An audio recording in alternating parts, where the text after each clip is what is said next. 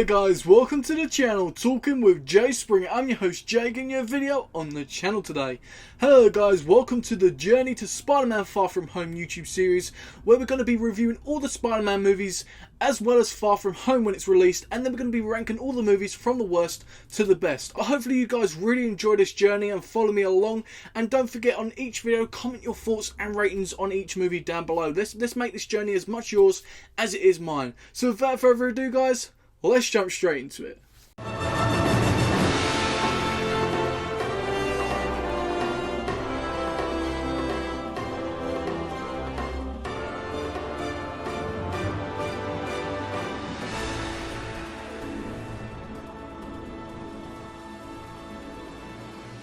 Spider-Man, this came out in 2002, directed by Sam Raimi, and this is about 2 hours long. It's an action fantasy sci-fi movie. Now the story of this movie is when bitten by a genetically modified spider, a nerdy, shy, awkward student gains abilities that he must eventually use to fight evil as a superhero. Let's jump straight into the good points. Now the good points about this movie is it sets up a world so good, really realistically, and it didn't need to be a dark and gritty movie. Now most movies nowadays really need to be that dark and gritty just to get out there and for a lot of people to enjoy it. This was generally a light-hearted movie. Even though there was bad stuff happening, you always felt Spider-Man was going to save the day. The director Sam Raimi done a fantastic job, especially when it comes to introducing Peter Parker becoming Spider-Man. I think he done a great job of that, with all the way of him showing how to use his webs and stuff like that. I think he done a great job of building this character up from the beginning right to the end of this movie. The score, or the soundtrack, however you want to say it, was absolutely awesome, and probably, in my opinion, one of the best ever scores or soundtracks in a movie. I think Danny Elfman done a great job, and it just goes to show you with the future of movies, he cannot be matched with this soundtrack. It's absolutely awesome, extremely catchy, as well as uplifting to match the movie.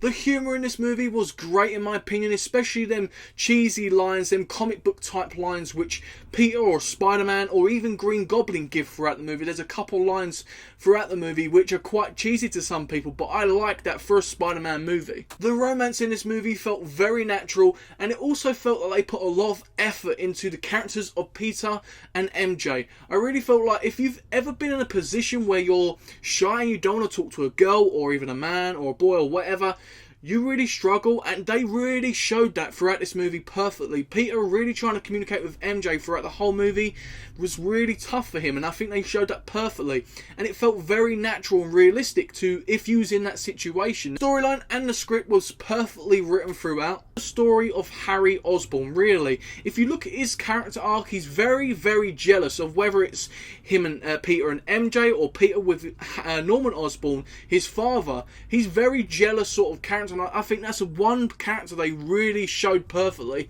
throughout the movie. And what the movie also does is adds tension and drama perfectly as well, especially that scene, you know, where Green Goblin and Spidey's had that fight in that building, and then Peter swings home and he's got that cut on his arm, he's on the roof because he hears them coming up the stairs going, Peter, Peter, and he's on the roof and the blood drops right behind Norman, and he hears it, turns around, sees the blood, and the tension's starting to build. You're thinking, oh god, please don't be dead, and he looks up and Peter's already gone.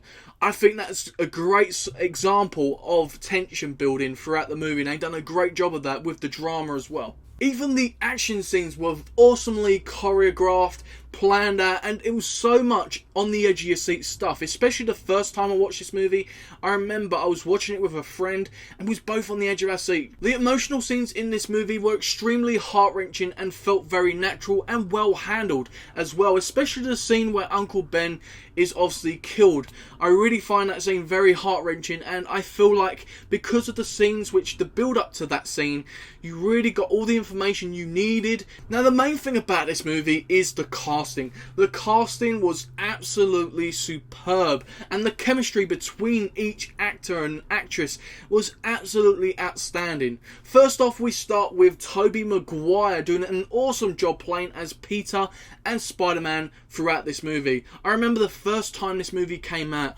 I absolutely loved Tobey Maguire, and even as we go on through this franchise, I really still do admire Tobey Maguire's Spider-Man. Even in the darkest of moments when people really hate him in Spider-Man 3. But in this movie especially, he done something for me, really introducing this character well, and I think a lot of it's due to the direction as well as the actor. I think they both really worked well with this character, as well as Peter Parker. Peter Parker in this movie was very well handled and very well introduced, and I think that's a lot of the reason why I really loved Tobey Maguire's performance. Then we go on to his co-host with Kirsten Dunst playing as Mary Jane Watson. I think she was great as well. I think the script really helped her massively because we got to feel a side of Mary Jane and understand her story where she's struggling at home. She wants to leave home pretty much and get a career in becoming an actress. Obviously her love life is a bit all over the place. She's trying to figure out who she really loves. As a teenager, this is very relatable as well. I remember watching this at the time and actually believing the relationship between Peter and Mary Jane. I think they really showed this relationship perfectly, and the chemistry between the two. I looked at that and goes, well, that's what I want to be when I'm old. I want to have that relationship, and it's just something you can admire. Even Cliff Robertson and Rosemary Harris as Aunt May and Uncle Ben, I thought they was absolutely fantastic. And I think the main scene I can really think about between these two is their emotional scenes and motivational speeches that they give to Peter throughout the movie. They're the most iconic scenes, really, especially that motivational speech which Uncle Ben gives in the car to Peter about great responsibility, and great power comes great responsibility. I think this was very well handled, and I think a lot of it is due to the performance of these two. They're showing their experience on the screen. Let's talk about the main man of the show. We have Willem Dafoe as Norman Osborn and Green Goblin. Now, he owned every single scene he was in. No matter who was with him, no matter if there was nobody there, this guy just owns this movie completely. You feel his passion right from the get-go, from the beginning, with his character, his performance. He comes across as a natural villain. He comes across as a bit of a dick as well, just like his son. I really enjoyed that side of him, and him playing the Goblin was an absolute genius move. And what I heard behind the scenes of this, he wasn't actually going to be casted as the Green Goblin. They was actually going to turn him away, and he just kept on and on showing his passion, and wouldn't let basically Sam Raimi get away with him getting this performance done. He wanted this, and he basically showed he did. They give him it, and this is what he did. And I really enjoyed it, and we just need him now as the Joker. That's the one role I want to see Willem Dafoe play before he officially retires as an actor. The finale of this movie was superb. It looks so realistic, so brutal, and also makes you believe how dangerous the Green Goblin really is. Now, Spider-Man pretty much gets his ass kicked at the end of this movie, and it was just like, oh my god, what's going to happen, pretty much. And then we get that feeling, come on, Spidey's coming back, he's fighting back, and it makes you feel like that superhero mood, which not a lot of movies really can do that for you. And I have to give props to the director yet again for that. Let's go on to the bad points. Now, the bad points about this movie are very thin in my opinion. Obviously, this movie can be cheesy in some ways, especially when it comes to the Green Goblin's costume and some of the dialogue. It can be quite cheesy, but for me, I enjoy that cheesy, but for most people, they really don't. That's why I had to include this. But the main thing for me is some of the scenes could have been done better with the special effects. Now, obviously, at that time, we have to give them some credit, and I still notice some things going, obviously, from nowadays to then, and we can all pick out little things, but these are just nitpicky reasons, nitpicky bad points that I could pick out of the movie. So guys, it's a rating time. Let's have a look what the critics had to rate this movie. We have IMDb giving it a 7.3 out of 10, Rotten Tomatoes giving it a 90%, and Metacritic giving it a 73.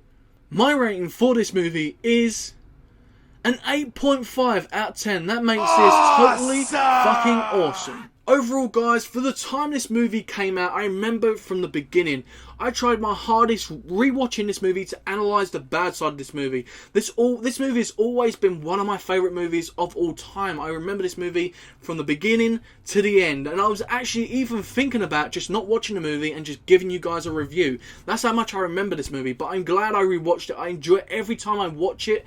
And in terms of the bad points, they're very, very thin. I really tried to analyse, go over it, even check out other reviewers and just see their bad points about the movie. And there's very, very little in terms of bad points. Now, this movie is amazing and a special memory of mine for sure. Now, this may not be technically the best, but in my opinion, as The Dark Knight, in my opinion, is one of the best superhero movies ever, really. This is the closest, really, when it comes to Marvel. And now a lot of people can say Captain America the Winter Soldier, and I agree, it's certainly in a way, but this movie for me is the closest. So guys, an 8.5 out of 10 for Spider-Man 2002. Don't forget to leave your ratings and comments down below in that comment section. Of course, I want to hear your thoughts on this movie. And don't forget, if you enjoyed this video, smash that thumbs up. Let me know you're enjoying the content I'm giving you. And don't forget, if you're new here, consider subscribing and hitting that bell for much, much more to continue this journey, as well as a bunch of other stuff when it comes to movies and TV series. We review, we rank, and we also react to trailers. You guys ain't going to want to miss the stuff coming up, as well as the stuff already on the channel, so subscribe and hit that bell. You won't be disappointed. Stay tuned for Saturday's release of the Spider-Man 2 movie review, guys. You ain't going to want to miss that one. So without further ado, guys, hopefully you enjoyed this video. I've been me, you've been you, and I'll see you next time on Talking with Jay Springett.